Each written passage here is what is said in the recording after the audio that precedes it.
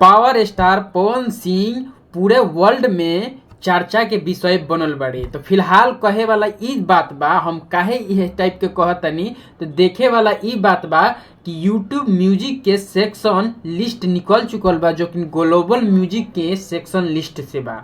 तो फिलहाल एमे 4 गो सिंगर के जिक्र कइल गइल बा, जेकरा के एकलौता अपन भोजपुरी इंडस्ट्री से एकलौता पावर स्टार पवन सिंह के नाम भी एमे शामिल बा।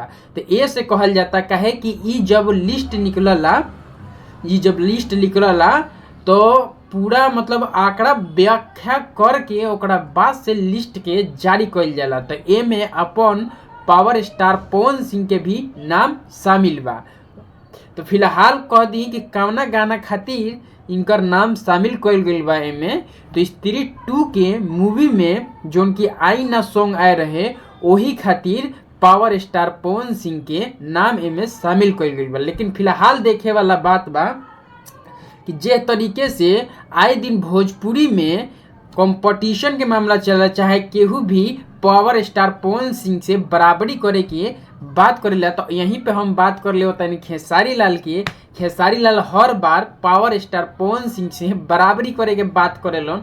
तो कहाँ पावर स्टार पवन सिंह के लेवल बा, मतलब इनकरा लोग से कितना दूर उनकरा लोग के लेवल बा, और खेसारी लाल के टीम बराबरी करे के चक्कर में लगा रहन लोग।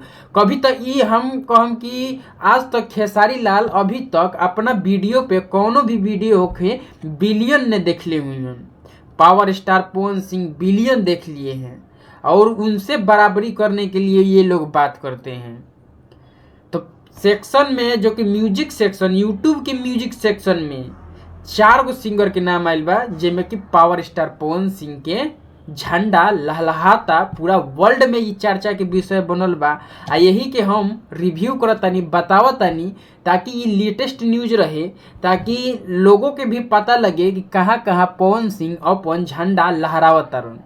तो यहीं पे कहे वाला बात बा कि पावर एंग ने जनरेट होखाला, ओकरा ला अलग से कुछ करे के पड़ला। और फिलहाल के लिए जो पावर स्टार पवन सिंह कर चुकल बड़न, खेसारी लाल के करे में जन्मों बीत जाई। और वही में जो कि खेसारी लाल जब कुछ भी इंटरव्यू देवलन, तो बस इनकरा तो बा कि मैक मिलला के बा, और मैक मिलला के बाद लागलन टिप्पणी करे, केहू के फैमिली के लागलन टारगेट करे।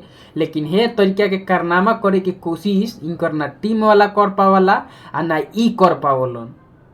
तो कहे वाला बात यहाँ ई रह गए कि जहाँ से इस शुरुआत खेसारी लाल कहले रहन, आ कंपटीशन के बात कहलन, तो कंपटीशन तो इनकरा अंदर तो हमरा लौकबे न करला। हर बार कहीं ना कहीं ई जाके फेलियर में फंस जालन। लेकिन कहे कि ई बा कि अभी तक पावर स्टार जहाँ जहाँ झंडा गाड़ दिले बड़न, अभी फिलहाल इनकर दूसरा गाना आए रहे, उहो झंडा लहलहात बा, जो कि 46 मिलियन के आसपास में आंकड़ा पार कर चुकल बा। बस एगो चैनल पे 46 मिलियन अलग अलग तो अपलोड कइल बा, ओकर अलग अलग व्यूज आइल बा, और अलग अलग ई झंडा लहलहाता। लेकिन कहे वाला बात ई बा कि अभी तक पावर स्टार पवन सिंह के चर्चा खाली भारत में होत रहे, लेकिन अब जाके वर्ल्ड में पावर स्टार पवन सिंह के चर्चा होखे लगल बा।